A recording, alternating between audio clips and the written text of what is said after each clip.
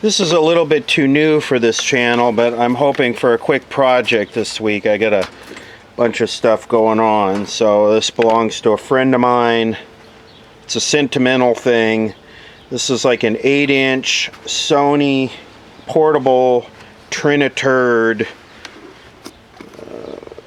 television set. Yeah, that's what this is. It's got a camcorder input there, 12 volt input, and then audio and composite video, and it's stone dead. He thinks it's the power switch. That's probably quite a common thought with people, that if it doesn't turn on, it's the power switch rather than the power supply. I already pulled the schematic on this. It uses kind of a switching mode 12 volt power supply that just feeds the 12 volt side of it. I guess I could test that by just feeding 12 volts into it. I better recut that intro for the closed captioning YouTube indexing. This is a 1980, okay, let me try that again. Here we have, let me try it again. This is a 1989 Sony Trinitron Portable Color Television. And in this video, we will be attempting to repair this television. The television no longer turns on and is broken. Again, it's a 1989 Sony Trinitron Color Television, portable. Okay, so let's start off with this. I'm just gonna plug it into the watt meter, and it should draw a little bit.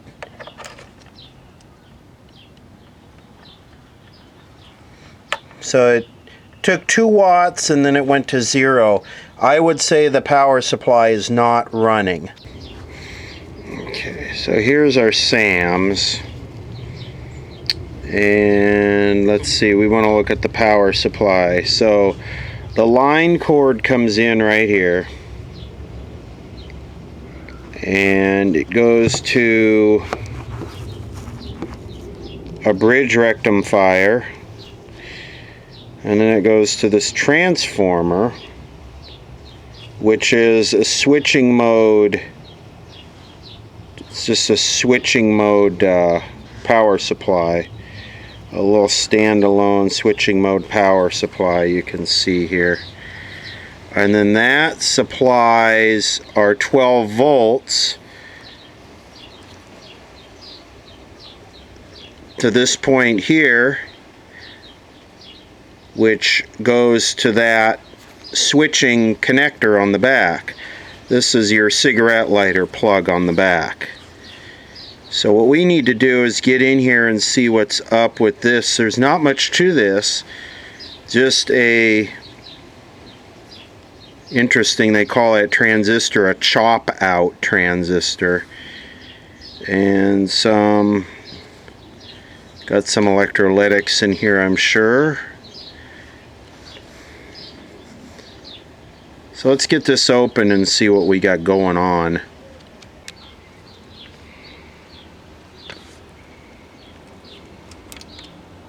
That's a little bit undesirable. I wonder what that's about. Anyway, it looks like that power supply is probably that down there. That's a transformer. There's the relay. That's probably that chop out transistor right there. Does that look a little baked?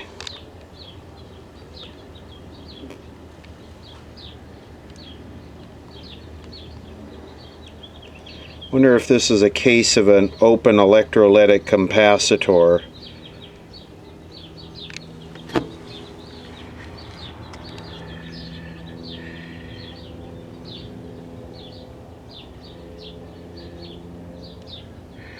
Do this right so the YouTube image recognition can properly identify the lettering and properly index the video.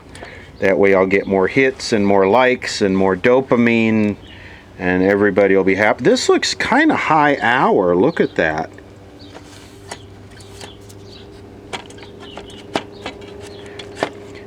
And he said he uses this with a cable box. I find it hard to believe that somebody would pay a cable bill to look at this, but whatever, to each his own. Well, the first problem I've identified is the solders have failed on the bottom of this transistor. So now the next problem is getting the chassis out. You know, I prefer to work on TVs that have screws holding them together. Anyway, there's the bottom of that transistor. See if I can get my hand up on top.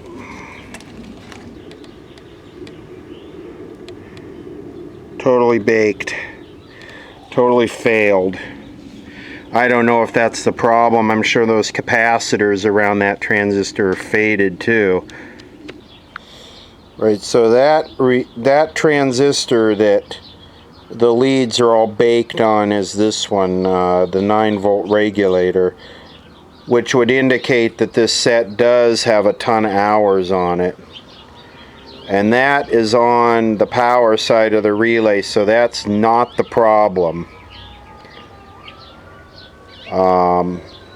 We gotta check on this side over here. And you know what, I'm being kind of stupid. This is the 12-volt power supply right here. Separate board that goes up like this. So this is probably where that switching mode thingy is. So I guess what we should do is check this. Now that's actually pretty neat, because I could have just popped the top off and pulled this out without taking this whole thing apart, but I kind of jumped to it. But regardless, the solders are bad here, so need to go through and check all these solders in these high temperature areas. It's always good to just start with a good old-fashioned visual inspection. And yeah, high hour, I think this thing's been plugged in since 1989.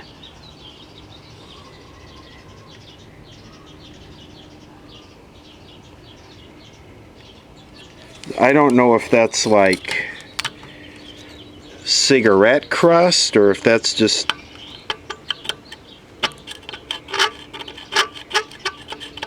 baked. Anyway, I would be surprised if that was any good. I mean, how could that not be dried out with as hot as this looks like it has been running? But anyway,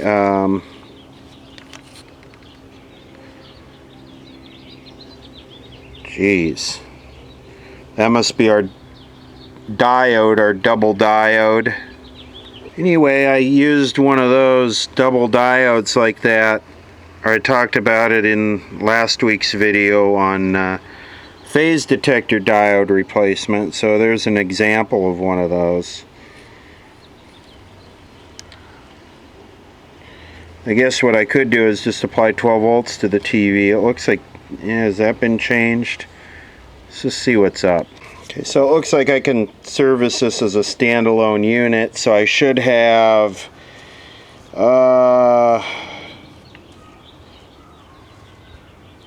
at least 157 volts on the collector of this transistor right here. So collector is the tab. So maybe the whole heatsink is the collector, because I don't see any insulation. So here we go.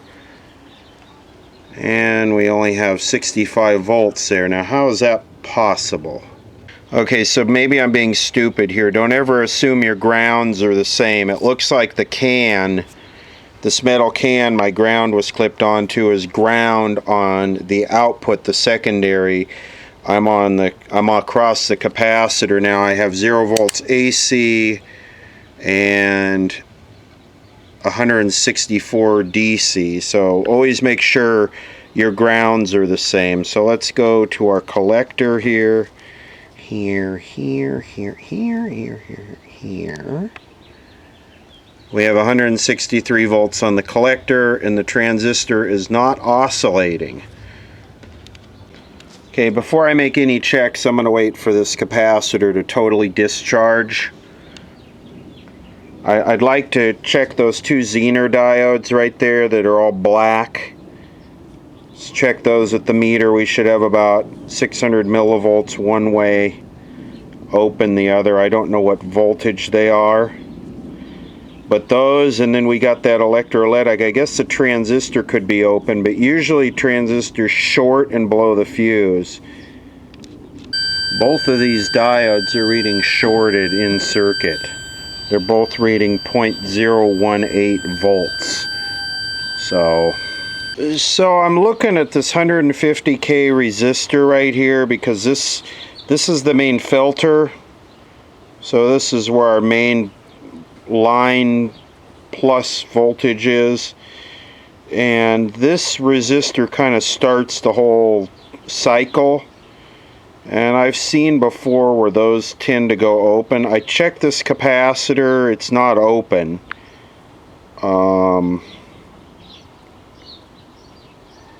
The problem here is testing the components in circuit is very difficult because there's loops everywhere. And then you got this stupid capacitor right here that keeps holding a charge.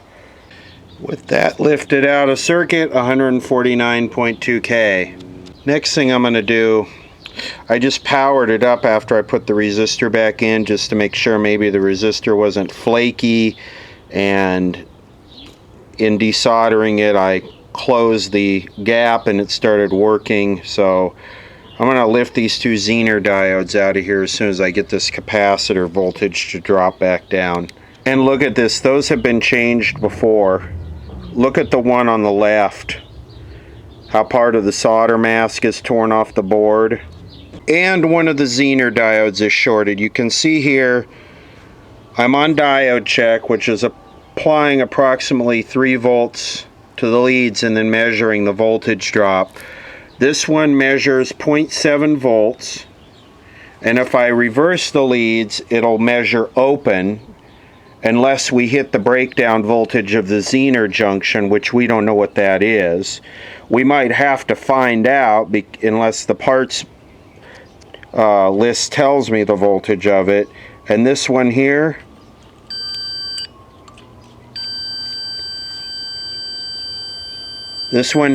measuring 0.18 volts, both directions. So that one is shorted. So a Zener diode in one direction should measure like a regular diode, around 600 to 700 millivolts. In the other direction, it measures whatever the Zener junction drop is. It could be anywhere from 1.5 volts to 150 volts. It's the rating of the diode. But it shouldn't measure shorted like this. So it's definitely bad. And they're the same on the schematic. They're listed there as the same part. RD10ES. Let's see if the parts list gives us any idea what the breakdown voltage is. It looks like, well, we don't know what it is. And those things are really in parallel, so that means that they're just doing that for current control. So I could put the good one back in and just fire it up and measure the voltage drop across it, and that would give us an idea of what the voltage rating of the Zener is. And they should probably both be replaced at the same time. And it looks like D606.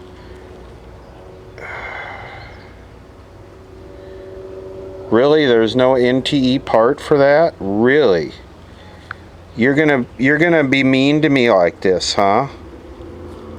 There's no substitute, only original part. Oh, Sony. And the same thing for 612. God, Sony, you're gonna do me like this? Really? Oh, man. So we have a couple options here. Can put the good one back in and then fire it up and measure the voltage breakdown across it. I guess that's what I have to do. Okay, here we go. I have the bad one lifted, the good one installed.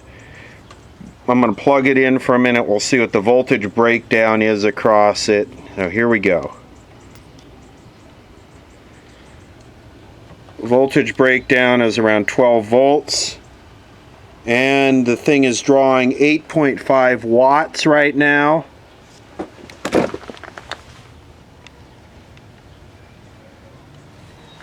$7.8 watts. Breakdown across this zener is around 11.9 volts. And the output of the power supply is 21 volts. Really? Is it really supposed to be that high?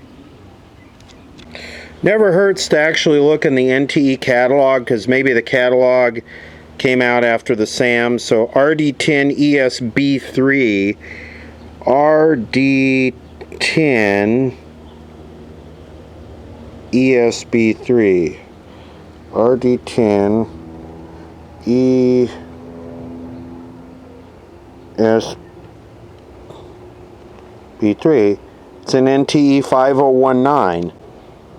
5019. 10 volt Zener diode. I was only off by a couple volts.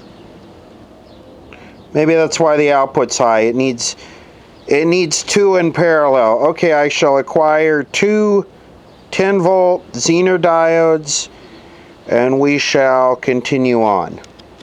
What's that? I don't know. Remember the O2 sensor was off? It was like the van. Remember the van we fixed that finally? 1 watt. 9 volt, 10 volt, 1 watt. Let's see. Happiness.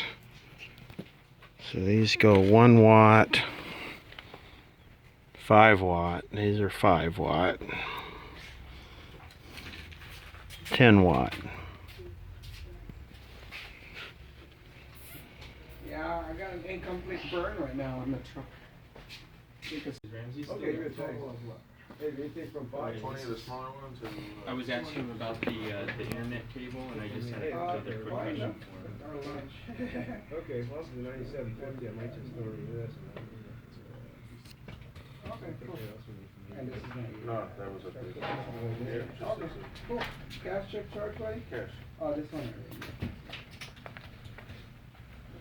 35.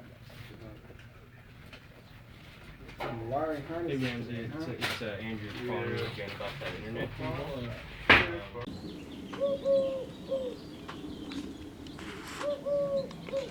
Two turtle doves and a microphone. Anyway, here are our two new 10 volt Zener diodes. And what I've done is I've lifted the good one out because just to make it easier, and by the way, it looks like we're doing this repair in the rain, so TV repair outside in the rain is always good. So with the red, see how these have these little bands on them, the little black designators that tell you which way they're supposed to go in? Well, these are so baked you can't see that. So with the red on that lead, we're measuring 0.723 volts on the diode check. Okay, so with the red on this lead, we're measuring 0.694 on the diode check. So that's the direction that they go in. They go in with the band pointed towards the power transistor. And I guess I could have just looked on the bottom of the board to figure that out. But just look at how roasted this thing is.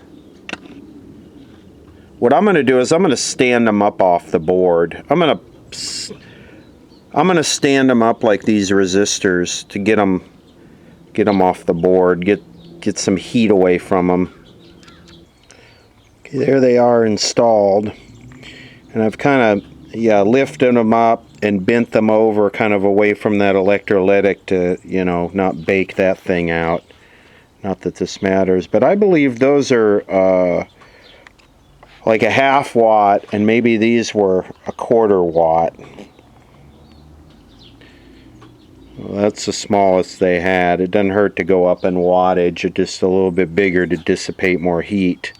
And interesting, even with the two 10-volt Zehners in there, we still have 20 volts on the output of this thing. And measuring across the diodes, I have 9.9. Well, it's dropping as they heat up or something. Okay, so this is kind of what I got this for. Those diodes are hot to the touch, and as you can see there, they're 130, 140. See what we got here, this big power resistor, 173. This power resistor, 120. So yeah, there's some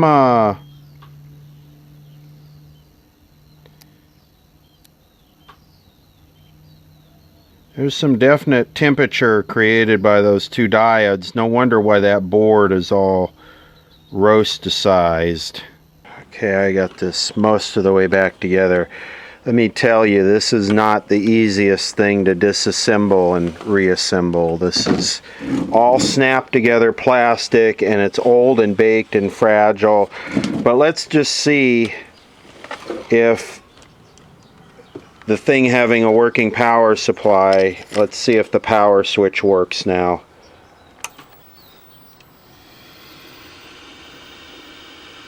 That's a good sound.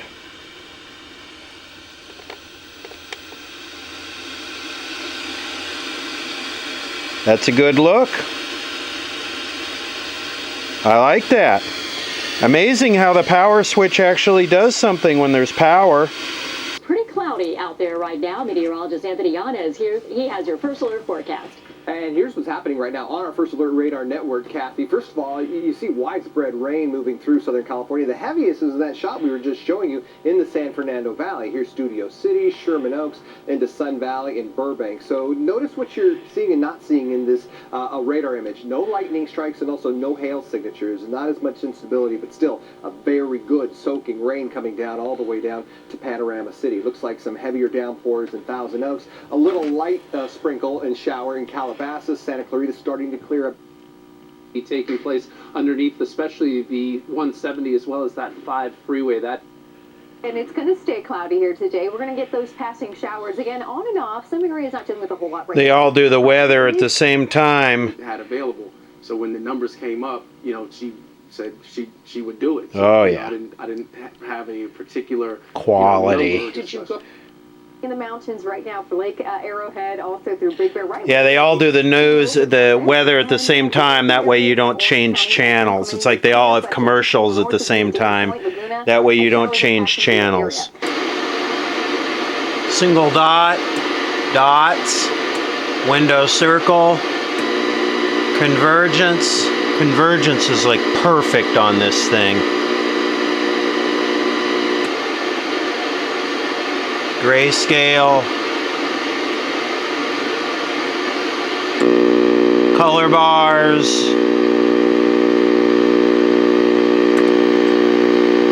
your EIA, what do they call it?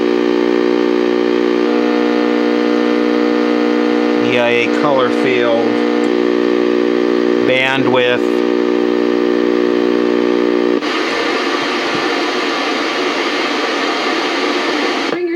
Because they are going to stop you before you get up here, just to be safe. Reporting live here in Running Springs, Leticia Juarez, ABC 7 Eyewitness News. Yeah, nothing beats those smiles of spring break, Leticia. Have fun up there today. These scattered showers moving through, just remember as they do so, you can always get all the weather information that you under control. KTLA 5's Alina Bovian is there live with all those details. Good morning, Alina. Lou, Glenn, good afternoon. Good morning, rather. Just to put all fried egg, crispy bacon, brioche bun. The brunch burger is a win because now I can have brunch whenever I want. It's a real brunch of champions. Oh, you referring to these little things? No, I was referring to the burger. Get the Sonic Brunch Burger or a quarter-pound double cheeseburger and tots for $2.99. Going fast. check out those numbers on your screen, pellet pad. Max output. Beautiful Metrics that challenge you. picture, just too damn small. Keep in mind you're looking at it zoomed in. T, bring it in. Bring it in. Yeah, beautiful picture. It's just really, really sharp and really crisp, and it's a beautiful picture. It's just tiny. Highest ranked in the nation for servicing 5 consecutive years, and 9 years as the #1 in primary mortgage origination.